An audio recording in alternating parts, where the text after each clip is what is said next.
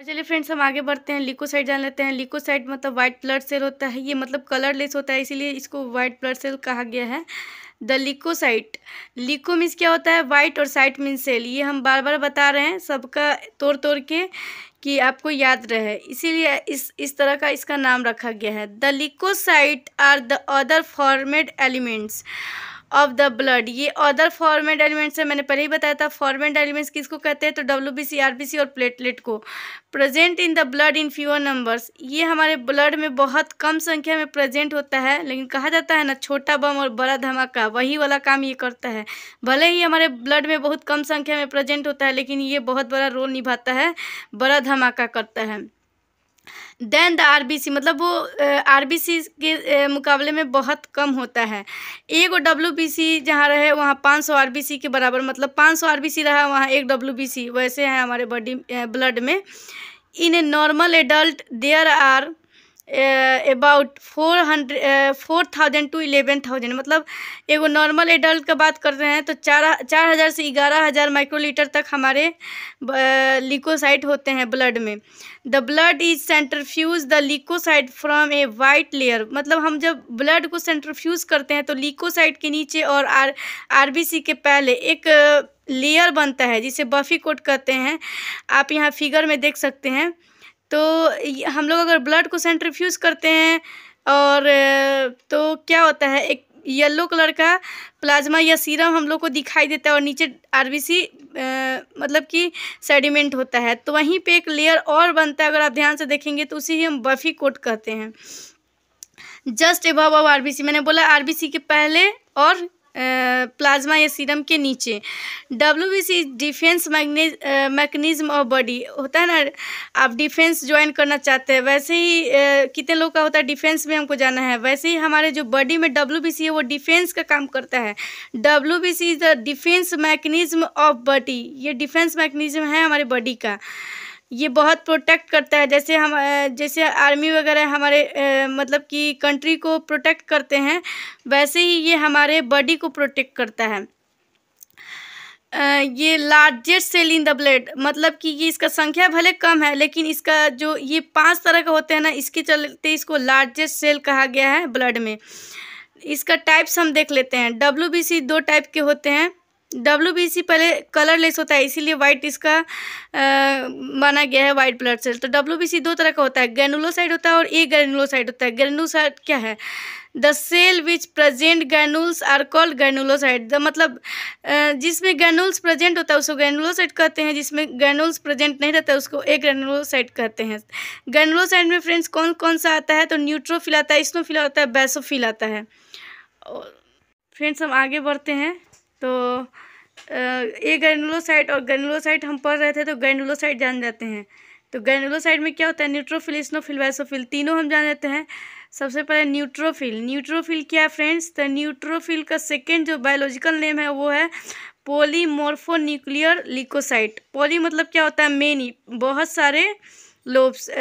तो वो इसके स्ट्रक्चर के ऊपर ये इसका डिपेंडेड है नेम। पॉलीमॉर्फोन्यूक्लियर जो है वो आप देख सकते हैं, इसके स्ट्रक्चर में आपको इमेज में दिखा रही हूँ। ये रफली इमेज है, मैं आपको ये इमेज आप देखिए। नॉर्मल रेंज जो होता है उसका 40 से 75%, मतलब 40 to 75% होता है। सेल साइज जो होता है, डेट मीन्स उसका जो लोब्स का जो साइज है, न्यूक्लियस का साइज है 10 से 12 माइक्रोमीटर होता है। इसका लाइफ स्पैन ये 5 दिन तक ही जिंदा रहता है। Granules present in the cytoplasm, इसके साइटोप्लाज्म में ग्रैनुल्स प्रेजेंट होते हैं। आप देख सकते हैं कि ग्रैनुल्स प्रेजेंट है, और इसके जो मोर देन 4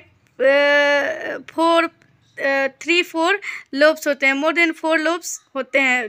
जस्ट मैंने 3-4 दिखाया हुआ है। और जो इसका फंक्शन है, this cell has protect the body agents, ये क्या करता है? बॉडी को पायोजेनिक इन्फेक्शन से बचाता है और किल करता है बैक्टीरिया को, हार्मफुल ऑर्गेनिज्म को हमारे बॉडी में जो इंटर करते हैं। स्नोफिल ये रेड कलर लविंग होता है और ये बाइलोब्ड ही हमेशा होता है, और इसके साइटोप्लाज्म में भी ग्रैनुल्स होते हैं। नॉर्मल रेंज इसका 1 से 5% तक होता है, 1 to 5%। न्यूक्लियस साइज जो है 8 से 10 मीटर है ग्रैन्यूल्स कवरिंग। इसका जो ये भी है जो इसका ग्रैन्यूल्स पूरा कवर होता है, लेकिन आपको फिर भी लोब अच्छे से दिखेगा। तो इसका जो ग्रैन्यूल्स का कलर होता है वो ऑरेंज रेड कलर होता है, और इसका लाइफ स्पेन जो होता है 4 to 8 डेज होता है। ये भी 4 से 8 दिन के बाद फिर डेथ हो जाएगा, फिर इसका मतलब बनता रहेगा। इसका भी फंक्शन है, ये एलर्जिक रिएक्शन में मतलब भाग लेता है। जहाँ एलर्जी बढ़ा तो इस्नोफिल बढ़ जाएगा। कभी कभी खांसी उसी में हम अपना सीबीसी टेस्ट कराते हैं, डिफरेंशियल काउंट कराते हैं, तो इस्नोफिल बढ़ा हुआ आता है, क्योंकि हमें किसी चीज़ से एलर्जिक हो जाता है। या फिर न्यूट्रोफिल भी बढ़ा आता है, जब हमारे कोई इन्फेक्शन मतलब बढ़ जाता है तो न्यूट्रोफिल बढ़ा आता है। एलर्जी के चलते बढ़ा होता है बीमारी तो इस्नोफिल बढ़ा हुआ आता है। और बैसोफिल को फ्रेंड्स कैंसरस सेल कहा गया है। ये कैंसरस सेल है, इसीलिए हमेशा इसका नॉर्मल रेंज 0 से 1 होता है, या 1 भी नहीं, किसी किसी में होता है 0 से 1। और कभी कभी आप सीबीसी डिफरेंशियल काउंट करवाइएगा तो उसमें 1 भी नहीं दिया रहता है।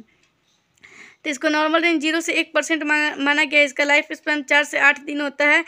Nucleus are not clear seen. इसका न्यूक्लियस इतना ज़्यादा रहता है, न्यूक्लियस बिल्कुल नहीं दिखाई देता है, क्योंकि अच्छे से क्लियर नहीं दिखाई पाता है, क्योंकि इसका जो ग्रैन्यूल्स होता है वो बहुत पूरा कवर किया रहता है, बहुत उसी से कवर रहता है। इसका function, this cells are chief carry of histamine in the body.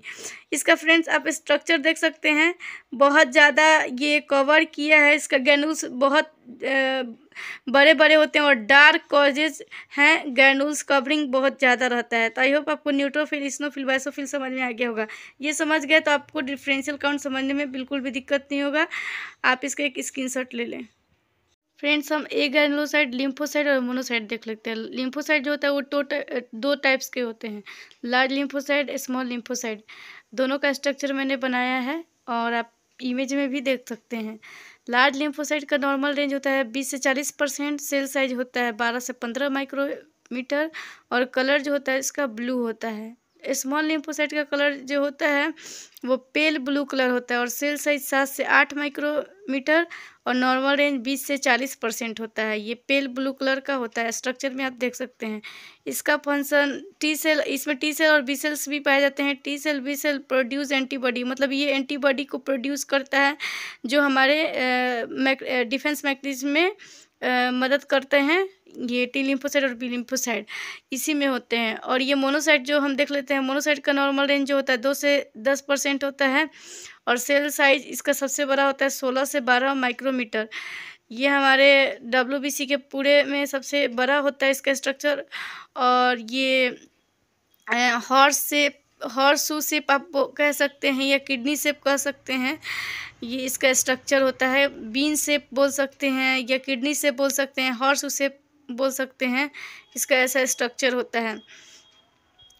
तो इसका फंक्शन जो होता है, these are larger mononuclear phagocytic cell. हम बोले ना कि सबसे लार्ज होता है इस सेल में, और ये भी किल करता है फॉरेन बॉडी पार्ट्स को जो हमारे बॉडी में आते हैं, इंटर करते हैं, वो भी इसमें बहुत बड़ा रोल निभाता है। तो हम जानेंगे ग्रैनुलोसाइट, एग्रेनुलोसाइट, और ब्लड यहीं ख़त्म होता है, यहीं ख़त्म होता है WBC। अब हम प्लेटलेट भी जान लेते हैं।